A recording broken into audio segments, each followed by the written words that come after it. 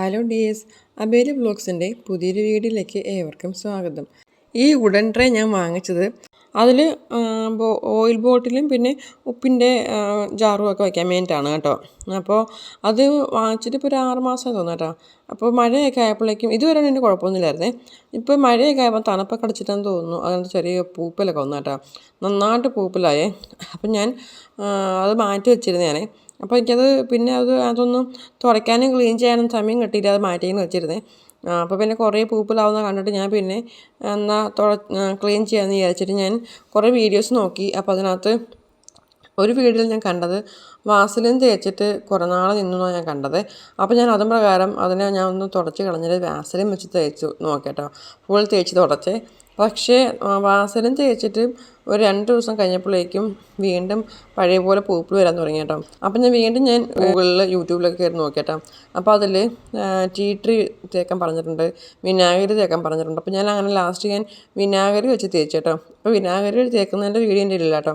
ഞാൻ അങ്ങനെ എടുത്തില്ലത്. കാരണം വീഡിയോ ആയിട്ട് ചെയ്യണമെന്ന് ഉദ്ദേശിച്ചിട്ടല്ല ഞാനത് ചെയ്തത്. ഞാനപ്പോൾ ഇത് മാത്രം വീഡിയോ എടുത്ത് വെച്ചിരുന്നു. പക്ഷേ വിനാഗിരി തേക്കാൻ നേരം ഞാൻ അത്ര വീഡിയോ ആയിട്ട് ചെയ്യണമെന്ന് വിചാരിക്കുന്നതുകൊണ്ട് ഞാൻ അത് തേച്ചപ്പം വീഡിയോ എടുത്തില്ല കേട്ടോ. കാരണം ഞാനിങ്ങനെ വാസലിൻ തേച്ചിട്ട് സക്സസ് ആയെന്ന് ഒരു വീഡിയോ ഇങ്ങനെ കണ്ടപ്പോൾ അപ്പോൾ അത് നിങ്ങളെ കാണിക്കാം എന്ന് വിചാരിച്ചിട്ട് ഞാൻ എടുത്തത്.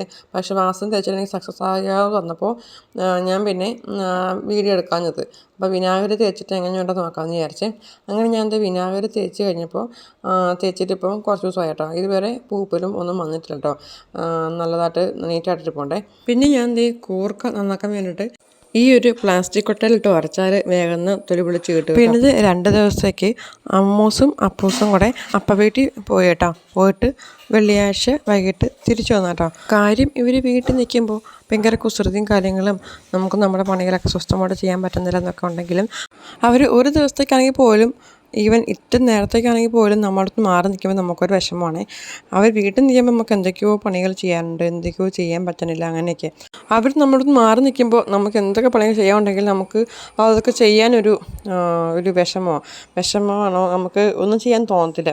അങ്ങനത്തെ ചേട്ടയ്ക്ക് വ്യാഴാഴ്ച ഓഫായിരുന്നു. അപ്പൂസിൻ്റെ സ്കൂളിൽ അപ്പൂസിന് യൂണിഫോമും ടെക്സ്റ്റ് ബുക്കൊക്കെ വാങ്ങിക്കാൻ പോകേണ്ടതുകൊണ്ട് ചേട്ടന് ലീവ് എടുത്തായിരുന്നേ.